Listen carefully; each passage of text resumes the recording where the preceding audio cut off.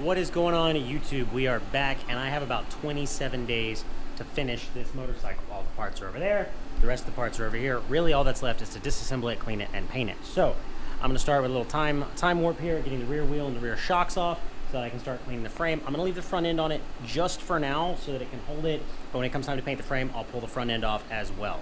So stick around.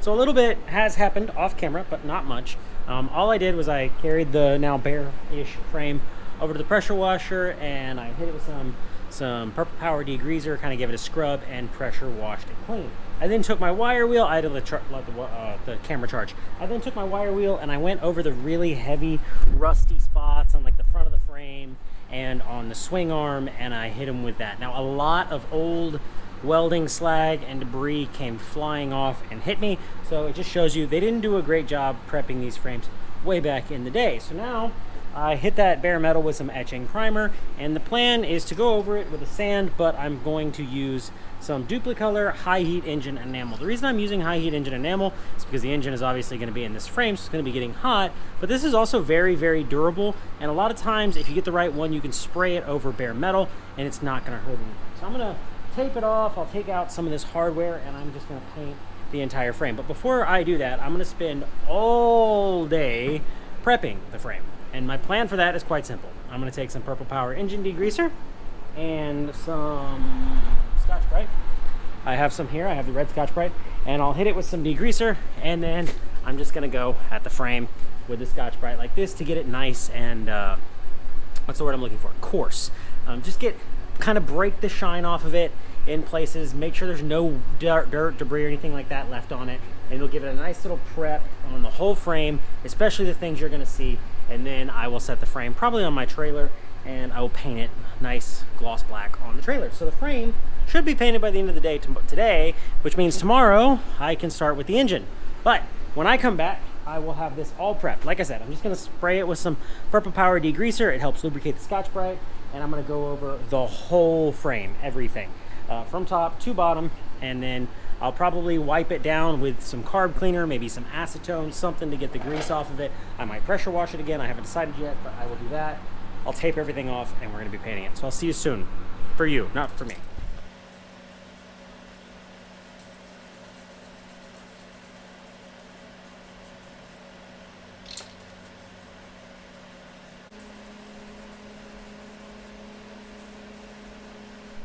Well, you can't really see me, but that is the frame done. So I'm gonna let it sit here and dry. I'm not gonna touch it until tomorrow, and I'm gonna move on to the engine. But first, I gotta go inside the house and get some water. I've been sweating like crazy.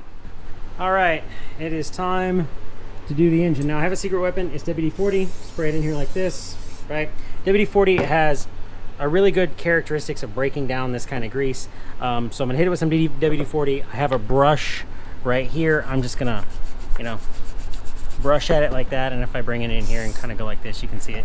It already cleaned up that little piece, but I'm gonna do that, and then I'm gonna go wash it. I'm gonna hit it with a power washer, but I need to be very careful with the power washer not to hit the clutch, not to hit the shift shaft, and not to hit the output shaft or this. So I'm kind of gonna just power wash this side. I'm also, if I can do this one-handed, come on now, bam, there we go. I'm also gonna do the same thing to the underside. Again, just hit it with some WD-40, and then come in here with the brush and brush at it until I feel that it's good and clean. This is not that enjoyable, so I'll see y'all when this is clean. Well, it looks better after soaking it in WD-40 and hitting it with the power washer in here and here and around here. I didn't go anywhere near this, really, or near the shift shaft or the output shaft. I tried to keep the power washer away from them. There's lots of little crevices and things that are redirected away. I also got the bottom. I've kind of just moved on and I've started messing with this. So what you do for this is you take some red Scotch-Brite. The green Scotch-Brite will work too. Some 400 wet grit sandpaper.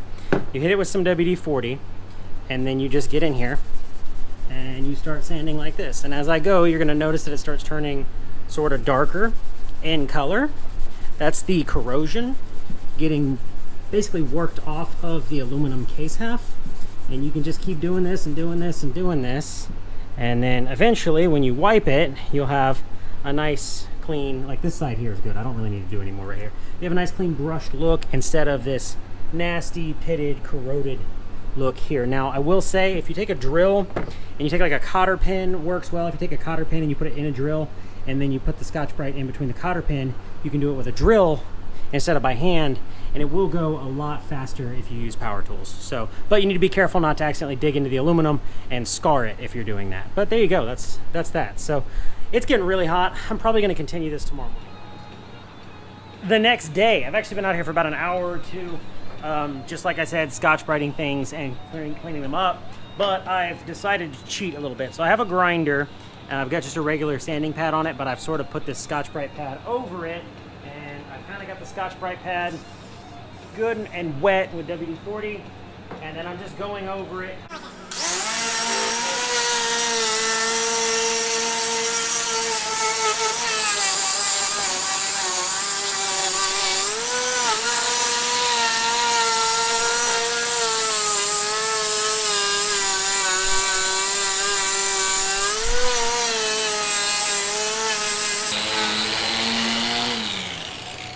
You get the idea.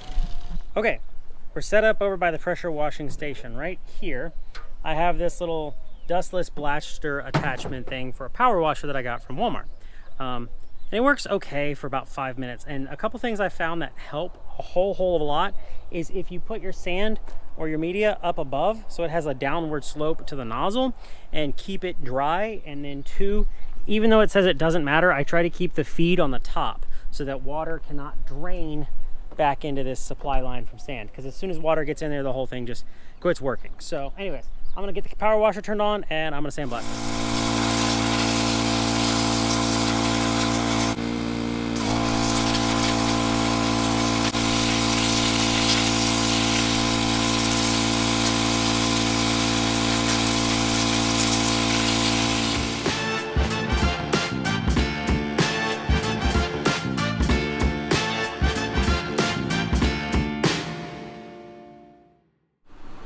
It's like unwrapping a present, but better.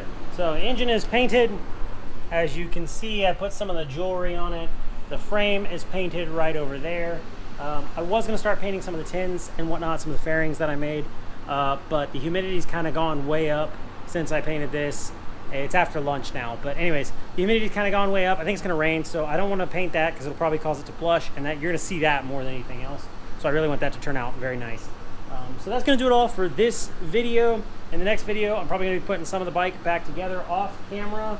I am going to take some of this stuff up to the school, like the rear shocks, the rear wheel hub, the front wheel, the rear wheel, so on and so forth, and sandblast all of that in our sandblaster and paint it, and then I'll be putting all that back together. I'm not going to film me sanding, blasting, and painting all like the little pieces, but that is what I'm going to be doing. I'm also going to polish the carbs, get them in carb cleaner, so on and so forth. But that is going to do it all for this video. I am finally making some progress. This thing is starting to look better. Once I start putting it back together, once I start assembling it, it's really going to start looking like a motorcycle once again. So thank you all so much for watching. Make sure you leave us a like, leave us a comment, subscribe, all of that good stuff. As always, go build something, buy yourself a shirt or a coffee cup, and be easy.